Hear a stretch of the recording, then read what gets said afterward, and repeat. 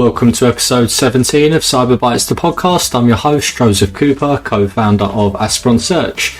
This week's guest, we have CEO of Dope.Security, Kunal Agarwal.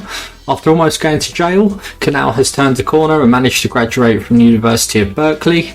A Symantec alumni and first-time Google Ventures portfolio founder, Kunal reveals all about Dope in this episode. How are you, mate?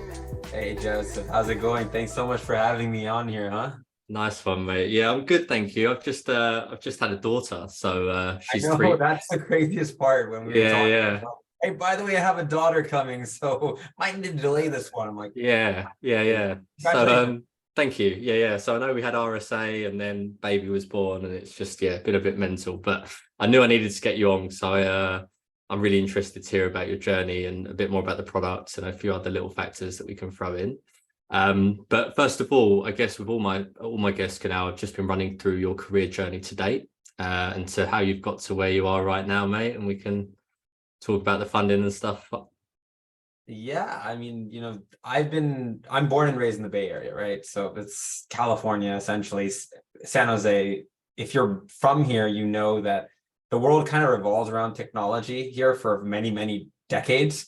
But a lot of that gets embedded into everything you do, right? Like we started using laptops very, very young age. So I mean, me specifically, my whole life has been around computers. So I started to get into, let's say, the dark side of the of the internet, and at a very young age. So like a lot of piracy and this and that becomes a little bit of a gateway drug to many other things, right? You do tons of like things from botnets to malware and this and that. And ultimately, when I was a kid, all I wanted to do was grow up. And honestly, it sounds so corny, but I wanted to work at Symantec when I was a kid.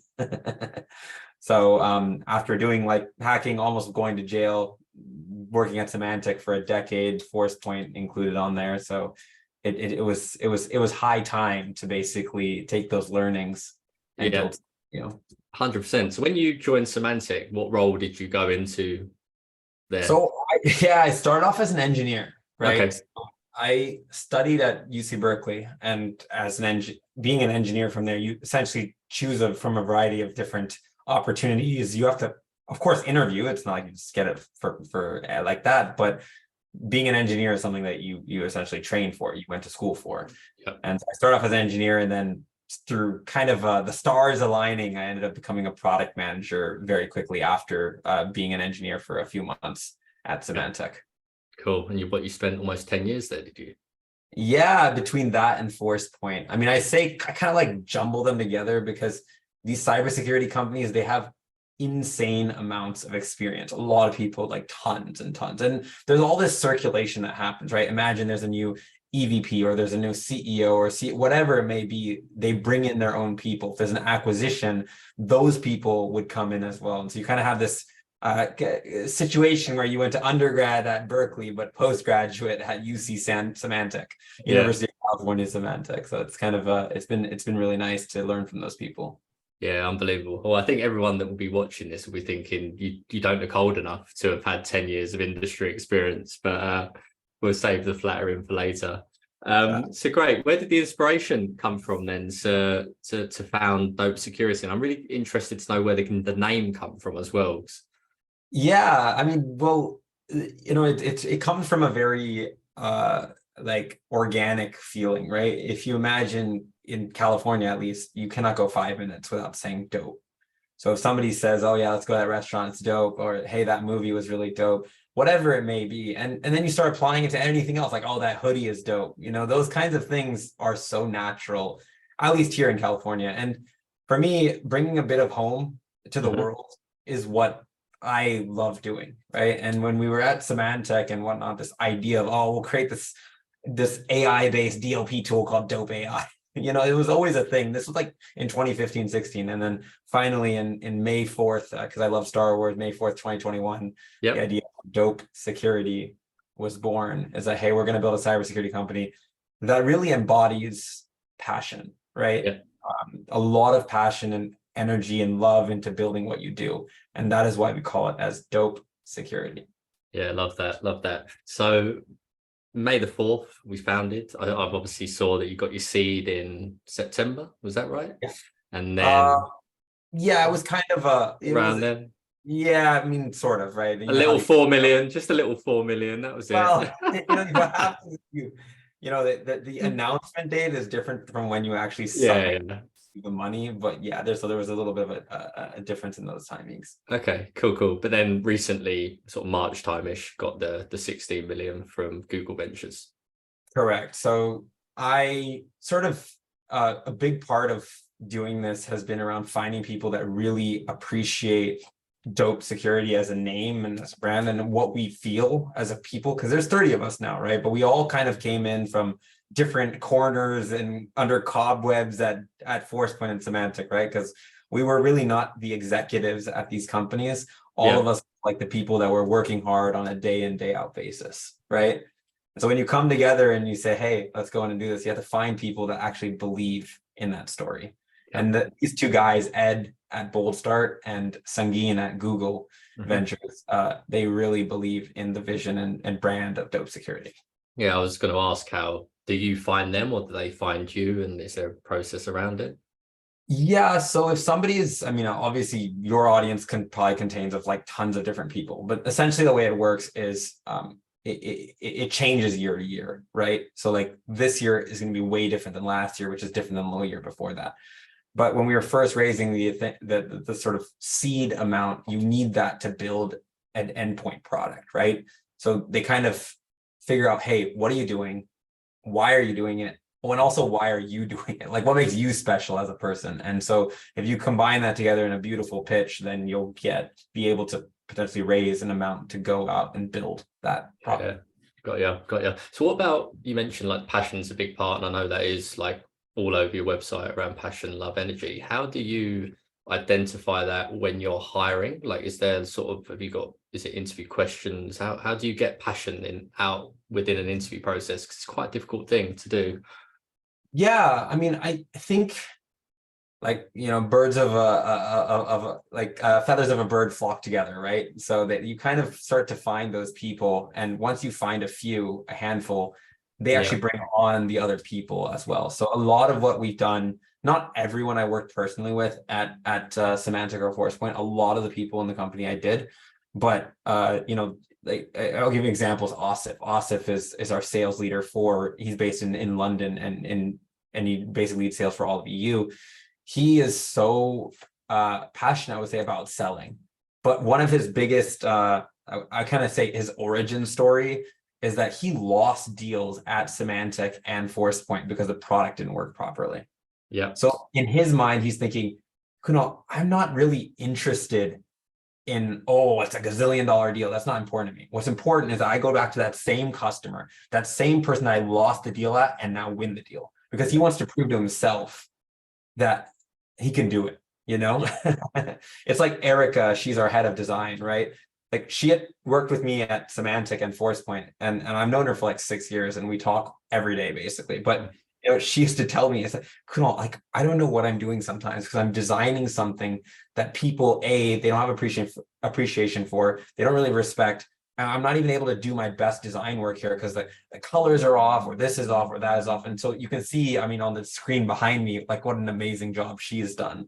Yeah. And slowly but surely you build this culture of like, hey, let's go in and make something awesome. And that's why we call it, right? Yeah. Well, I saw some of the RSA collateral on your LinkedIn, and that was was that her that come up with that stuff? Because that was great. Depends which one. It's always a collaboration, so you'll have to tell me which one. Yeah. There was a lot. It was great, but I think the brand is on point. So no, whoever's done that's done a really good job. I was gonna say, these type of things, like they always come together, right? Like there's obviously Ashley. Ashley is our product marketing lead, so she works pretty heavily on some of this stuff as well. So and same thing with Amar. He does finance and marketing. So it's just everyone kind of together, collaboration. And some of it comes down to design, some of it's editing. Like if you saw the video, the after movie that you saw PK in. Yeah, that's what I saw. Yeah. Well, I edited that video. You'll take credit for it. I'll take credit for the video. I remember specifically because I was talking to Amar, which I said, as I mentioned, he's in marketing. I said, but Amar, we gotta have someone shoot the video. Quality. Or you're not going to have someone shoot the video. I mean, it always becomes a thing, right? And you can see him rolling his eyes from a finance perspective. Says, "Hey, dude, we're already spending this much on RSA. Like, Yeah. let's try to, make it happen." And I always look at him and I say, but we gotta have someone shooting the video, right? Yeah, 100%. So, wow, there's loads to pick up on. So, a couple of other things you mentioned. So, you mentioned you've got somebody in London. Are you operating in a fully remote business, or the majority of the staff close local to you, or? Yeah, so I mean, I've never really been a fan of remote working in general because I just find it so difficult to connect with someone over like a video call, right? But that being said, the reality of the last 2-3 years, and at Forest Point, we were fully remote due to the fact of COVID.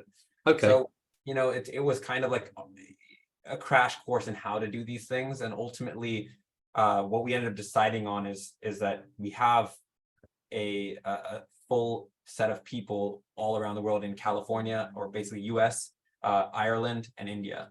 And we try to keep to those locations with specific people rather than just hiring everywhere. So, for example, a lot of our engineering talent comes from a city, Cork, Ireland. We don't try to hire in like random parts of EU, if that makes sense. And we try to bring them together at least once every 3 months. Everyone in the company essentially lands into Cork or Bombay, and we all kind of work together on the project. Nice. What was the most recent gathering that you did? Where was that? So like we had a smaller thing at RSA, right, between sales and marketing and product. But a couple months ago, there was actually like just the entire team got together in Cork, and everyone stayed in a hotel, or if they were there locally, they were fine. But it just makes it much easier, right? Because everyone gets together and works together, and it kind of has this like high bandwidth transfer of information, which especially in the beginning stages of the company, super duper helpful. Yeah, I think it's really important as well that there is that face-to-face interaction. So no, that all makes sense. One thing I did want to ask you about was, you mentioned providing a first-class experience, and I know you've got the Fly Direct slogan and a few other bits that all tie in with that. How are you ensuring that you're providing a first-class experience? I think that's quite a difficult thing to do, but how are you doing that? Yeah, well, the bar is quite low. Fair point. Like, we had this customer, like they were using our product, and the guy was like very clearly impressed. But you always, when you're buying something and you have 10,000 people at the company, or even if you have 1,000, you kind of have to say, hey, I'm going to try this, but I also want to just see what else is out there so I can convince myself that this is the right choice of technology. And just them getting access to the product from our competitors is so difficult that it just makes it into a situation where our first class experience just kind of by doing the minimum of having a trial on the website where you can just sign up instantly. That's huge. By having people that you can call up and talk to, that's huge. By being approachable and having, I think like our product management team is very technical, right? So, if you talk to anyone from Aiden to Erica or even Amar, everyone in the company can use our product. Yeah. Okay. Like, you think about that for a second, it doesn't matter if you are in any function, sales, marketing, engineering, finance, every single person in our company knows how to use our product.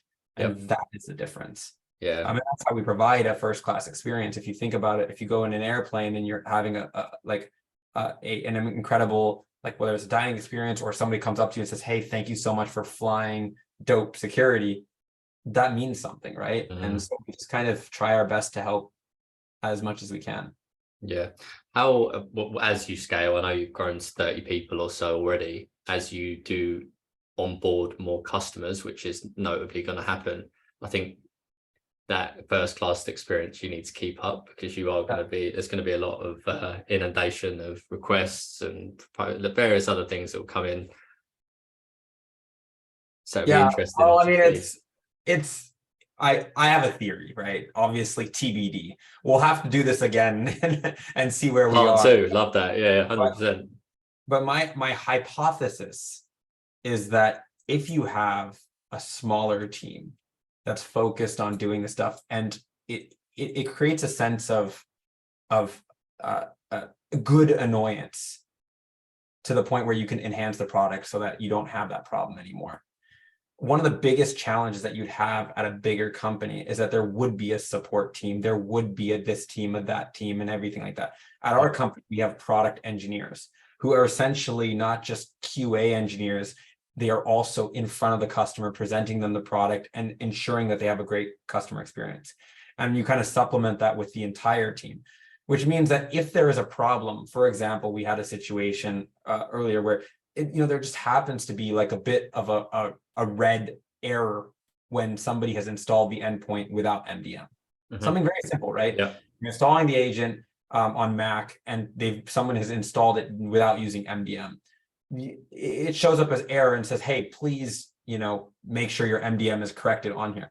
The question you might ask yourself is like, well, okay, shouldn't this all just be resolved? I mean, that's really what the customer wants. So what we've done is we've actually made it so that it doesn't show up as red anymore. It just says, hey, very clearly the MDM is not installed. And suddenly that just makes you feel that much better. It's no longer red flashing lights. It's like, hey, there's a little bit of a task here that you have to do. If you go in and complete it, you'll be good. Yeah, it's not an emergency. Yeah. Exactly. So I don't see this very often, but you've actually put your cost or your minimum cost on your website for the product. I don't see that very regularly. What made that decision? I used to find it so annoying at Symantec and ForcePoint where like you'd have like a SKU list of like thousands and thousands of SKUs, right? Yeah. And like all the things would be nickel and dimed. I mean, like, oh, you want single sign-on? No, it's extra this, it's extra this, it's extra. Like, I don't get it, right? Because ultimately, after all that pricing complexity, you end up getting to a purchase price that's a certain amount anyways, right? So like if I'm doing a deal, shouldn't it just be much more transparent? And yes, obviously, if you're buying 10,000 devices from us, it's very normal to get some level of a discount on the pricing. So it fits within a budget. If you're buying 100,000 devices at a company like from us, it's not going to be at a $60 price point. It just doesn't make any financial sense whatsoever. And so then the dollars do go down, but there is a little bit of a minimum there. And I firmly believe that if you want to provide a first-class experience, it doesn't just come down to a support process. It comes down to everything. It comes down to a white paper that you can read and actually understand, okay, this makes sense. It comes down to like a brand that actually means something, right? And obviously, last but not least, is what you're kind of mentioning is that, hey, like just be transparent and honest and have a lot of integrity with what you do. And a lot of that I did pick up from Symantec, right? Like we GA'd the product with SOC 2 certified. Like there's no ifs, ands, or buts. Like this is what it is. If you look at our DPA, our documents, all these things are very straightforward. Dope.Security/legal, and you'll find it. Yeah. So obviously recently got the 16 mil from GV. What's the future hold? What are you going to be using that for? What's next for the Dope? So like keeping in with the Dope signature experience, right? We have to take what we have with the secure web gateway. And that was like a kind of part one. If you watch Star Wars, right? Yeah. So it's like, hey, a new swig, like a new hope. It's a new swig. Now part two is actually like the Empire Strikes Back, right? But it's CASB Strikes Back, which is another very important cybersecurity area. And then the part three is instead of Return of the Jedi, it's Return of ZTNA. Or Return of Private Access. So it's a three-part story. It's a trilogy, and the trilogy pretty much has three features in a single product user experience. And it all comes with the nice, beautiful user experience that to come and expect from Dope Security. I was going to say Dope to close this out because that sounds great. But Kunal, absolute pleasure having you on, brother. Thanks for giving some insight onto that, and I wish you all the best with of success with the future. Yeah. Man. Absolutely. And again, thank you so much for having me. I mean, I think one of the best things about this whole experience has been connecting with people from all around the world, right? Something I love to do. And if I'm ever over there, we'll get together for a nice espresso. 100%, mate. 100%. And, I really appreciate you again, taking the time out to take Pleasure, a look at brother. Pleasure. I hope this works. Top man. Thanks, Kunal. See you. Again.